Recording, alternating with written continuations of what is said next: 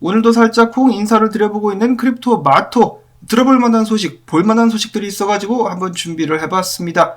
자, 첫 번째로는 루나의 개발사죠. 테라가 계속해서 비트코인을 매집하고 있다는 소식입니다. 이번에 비트코인 4,000개를 추가로 매입하게 되면서 대략 25,000여 개의 비트코인을 보유하게 되었는데요. 이는 11억 달러어치라고 합니다. 정말로 겁나게 부럽다라는 생각이 드는데요. 자, 여기서 끝이 아니죠. 이 테라의 목표는 100억 달러어치 비트코인을 매입하는 것.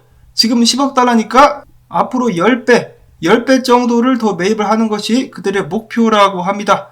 어마어마하다라는 말이 절로 나오게 되는데요.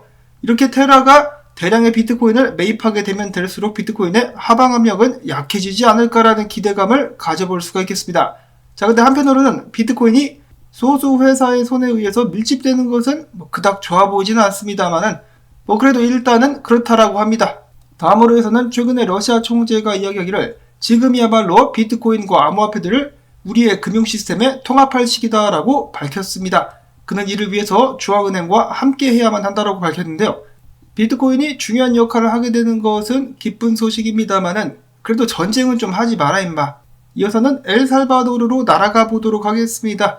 지금 현재 엘살바도르를 방문하고 있는 유명한 비트코인 찬양론자인 맥스 카이저, 그리고 열렬한 비트코인의 지지자인 멕시코 3대포 살리나르 회장, 비행기를 타고 비트코인에 대해서 이런저런 이야기를 나눴었다고 합니다. 살리나르 회장은 이야기하기를 지금 현재 만들고 있는 엘살바도르의 비트코인 관련된 증권법들을 통해서 엘살바도르가 글로벌 금융 허브로 거듭나고 더욱더 큰 폭으로 나라의 GDP를 성장시킬 수 있을 것이다 라고 발언을 했다라고 합니다. 맥스 카이저는 이 살리나르 회장에 대해서 이야기하기를 사업과 금융에 있어서 대단한 식견을 가지고 있다라고 칭찬을 하기도 했었는데요. 어떤 이들은 에이 무슨 엘살바도르가 금융허브로 거듭나 말이 되는 소리를 해야지라고 이야기할 수도 있겠지만 그렇다고 해서 이 살리나르 회장 억만장자의 의견을 무시할 수는 없을 것 같습니다. 엘살바도르는 지금 전세계 국가 중에 최초로 비트코인을 국가 시스템에 제대로 도입하려고 하고 있는 나라이기 때문에 그 가능성은 무궁무진하지 않을까 싶습니다. 일단 어떻게 될지 그냥 지켜보기만 해도 될 것 같은데요. 정말로 역사상 비트코인이 발전하는 데 있어서 가장 흥미로운 시기에 우리는 살고 있는 것이 아닌가라는 생각이 듭니다. 재밌죠? 매일마다 변화가 일어나고 있습니다. 자, 그리고 엘살바도르에 지금 누가 가 있죠? 바이낸스의 CEO인 CG가 가 있습니다. 바이낸스의 CEO인 CG, 그리고 살리나르 회장. 여기는 이 양반은 블록스트림에서 일하는 양반으로 제가 알고 있는데 다 같이 모여가지고 단체 사진을 찍었습니다. 이 양반은 누군지 모르겠네요. 기쁨종가? 농담이고요. 아마도 업계에서 한따까리 하는 사람이겠죠. 자, 그 다음으로 지금 현재 엘살바도르에서는 이 토큰화된 비트코인 화산 채권에 대한 테스트가 이루어지고 있다고 합니다. 착착착 진행되고 있는 비트코인 채권 발행, 그리고 비트코인의 화산 지열을 이용한 채굴 시설도 완만하게 계속해서 진행이 되고 있다고 하는데요. 잠깐 영상 보도록 하시겠습니다.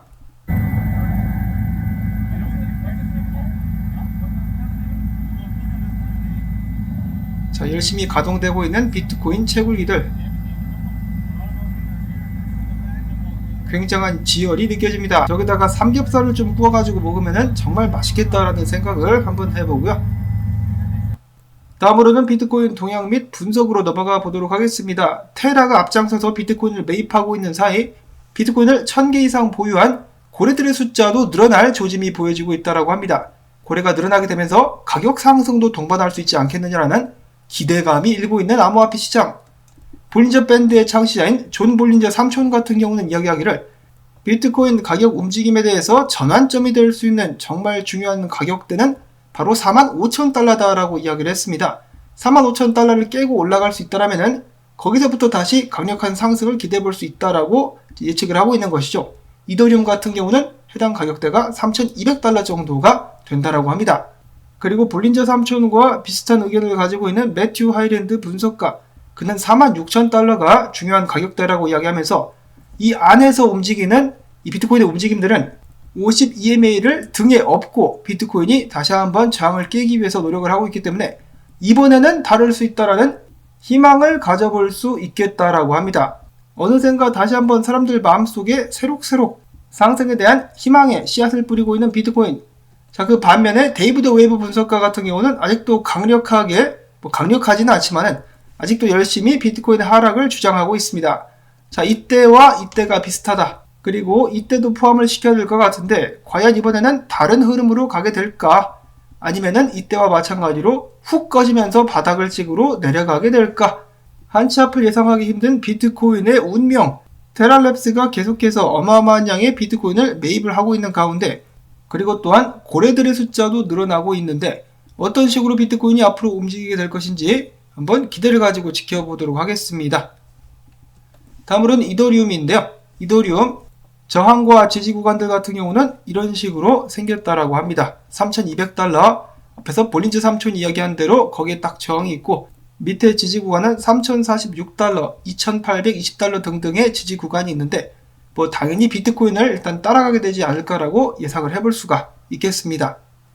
다음 소식으로는 브라질 리우데자네이루에서 다시 리우데자네이루에서 다가오는 2023년도부터 암호화폐로 세금을 받게 될 것이다 라는 소식이 나왔습니다. 근데 기사를 또 읽어보게 되면 암호화폐를 직접적으로 받는 것은 아닌 것 같죠. 암호화폐를 법정화폐로 바꿔가지고 받게 될 것 같은데, 그러한 과정 속에서 리우데자네이루 같은 경우는 유명 관광지들의 특징을 NFT로 또 만들어가지고 판매도 하게 될 것이라고 합니다. 그리고 때를 맞춰가지고 바이낸스 역시 브라질의 리우데자네이루에 지부를 오픈하겠다라고 밝혔습니다. 브라질 시장을 본격적으로 공략하려는 바이낸스. 다음으로 이어서는 미 포츠머스시, 뉴햄프셔에 위치한 도시라고 하는데요. 비트코인을 통한 공과금 및 세금 납부를 허용하게 될 것이라고 합니다. 자, 근데 안타깝게도 앞에서와 마찬가지로 암호화폐를 직접적으로 받은 것이 아니라 중간에 이 페이팔을 끼고 이 암호화폐를 법정화폐로 바꿔가지고 받게 될 것이라고 하네요. 자, 다음으로는 진리카가 오랜만에 큰 뉴스를 들고 나왔습니다. 나 이거 어제 팔았는데 오늘 올라가더라고요. 4월 2일 메타버스 플랫폼 메타폴리스를 출시하게 될 것이다. 그냥 메타버스가 아니다. 확장현실 메타버스인데, 확장현실이 뭐냐? 가상현실과 증강현실을 아우르는 혼합현실 등이 주축이 된 메타버스가 될 것이라고 합니다. 이 소식과 함께 열심히 올라가고 있는 진리카, 지속적인 상승이 나올 수 있을 것인지 기대를 또 해보도록 하시고요. 이어서는 원숭이 코인 개발 업체에서 원숭이 코인 관련된 상품들을 판매하게 될 것이라고 하는데요. 원숭이 코인으로만 결제가 가능하게 될 것이다 라는 소식이 나왔었고, 우크라이나 정부 같은 경우는 NFT 박물관을 출시를 해가지고 이 전쟁에 대한 기록을 후세에 남기게 될 것이다 라고 밝혔습니다. 이 좋은 기록들을 좀 남길 수 있어야 되는데, 전쟁 정말 너무 안타깝습니다. 관련된 소식 들을 때마다. 자, 그 다음에 크립토닷컴 같은 경우는 어제 이어서 우크라이나 지원을 위해서 이번에는 적십자와도 제휴를 맺었다라는 소식이 나왔었고요. 이어서는 트래블룰의 마수가 해외에도 뻗치고 있다라고 합니다. 코인베이스 같은 경우는 특정 국가들을 대상으로 트래블룰 적용 테스트를 시작하게 될 것이다 라고 밝혔는데요. 4월 달부터 캐나다나 싱가포르 같은 경우 이 코인을 보낼 때 수취인의 정보를 반드시 기입을 해야 된다라고 합니다. 캐나다 같은 경우는 1000 캐나다 달러, 한국 돈으로는 약 98만 원인데요. 일단 해당 금액을 넘길 때에만 트래블룰이 적용되게 될 것이라고 합니다. 관련 업계의 변호사 같은 경우는 이야기하기를 가까운 장래에 미국에서도 같은 트래블룰 적용이 이루어질 가능성이 높다라고 밝혔습니다. 충분히 그럴 수 있겠죠. 미국에도 통제 좋아하는 사람들이 많기 때문에 누가 뭐 얼마 들고 있는지 어디로 흘러가는지 전부 다 파악하기를 원하게 될 것 같습니다. 작년에는 미국에서 어떤 안건이 제안이 되었었느냐?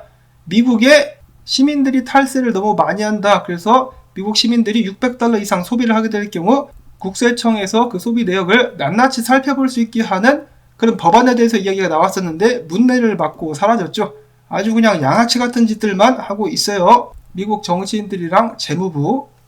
자, 그 다음에 마지막으로 암호화폐 직접적인 소식은 아닙니다만 일론 머스크가 최근에 트위터를 통해서 설문조사를 진행을 했습니다.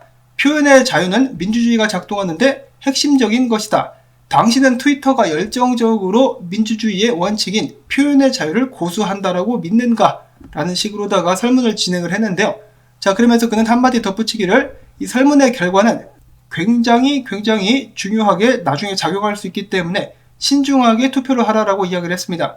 자, 이를 두고 많은 사람들은 일론 머스크가 트위터를 사버리려고 한다라는 루머를 퍼뜨리기도 했었고, 아니면은 트럼프처럼 자신만의 소셜미디어를 새롭게 개발하게 될 수도 있다라고 이야기를 하고 있습니다. 작년에 일론 머스크 같은 경우는 내가 주식을 팔아서 세금을 내야 되느냐라는 것을 또 설문조사를 진행을 했었고, 찬성표가 나오자 그대로 대량의 주식을 매각해버리기도 했었죠. 그래서 장난으로 설문조사를 하는 것이 아님을 알 수가 있었습니다. 한편 이 설문조사 같은 경우는 보시다시피 트위터가 정직하지 않다, 표현의 자유를 지지하지 않는다라는 답변이 압도적이었었기 때문에 이에 대해서 일론 머스크가 어떤 행동을 하게 될지 주목해 보도록 하시면서 오늘 영상은 여기서 또 마무리를 짓도록 하겠습니다. 오늘 비트코인 관련된 재미난 정보들이 많이 나왔었는데 여러분들께 도움이 되셨다, 그러면은 토마토밭 도와주기, 주말에도 수고했다라는 의미에서 광고 한 편 마지막까지 재생시켜주기, 그리고 좋아요 눌러주기 부탁을 드립니다. 그리고 항상 건강 조심하시기를 바랍니다. 저도 감기 기운이 좀 있는지 코맹맹이 소리가 계속해서 나고 있습니다. 자, 그러면 저는 다음에 새로운 소식 가지고 인사를 드리도록 하겠습니다. 안녕히 계십시오.